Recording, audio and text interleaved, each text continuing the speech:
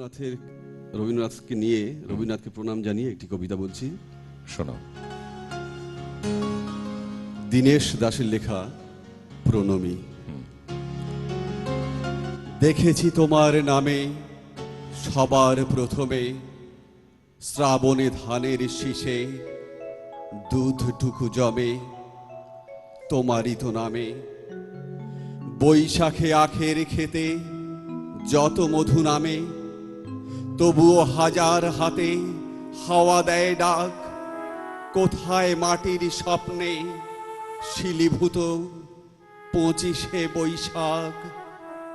কোথায় আকাশে বাজে সোনার শরৎ 25শে বৈশাখী ভোর গোলে হয় গিনি সোনারোদ? তুমি তো বনস্পতি, তোমার পায়েতে থরে থরে অজস্র শব্দের রং কৃষ্ণচূড়ার মতো ঝরে।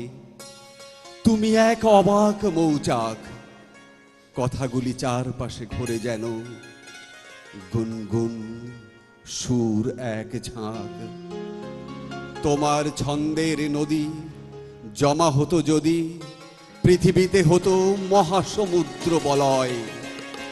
ঝুরঝুরে গানের মাটি জমে জমে হতো আর এক নতুন হিমালয়।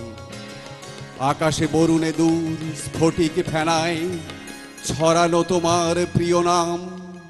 তোমার পায়ের পাতা সবখানে পাতা, কোনখানে রাখবো প্রণাম? আমি তো ছিলাম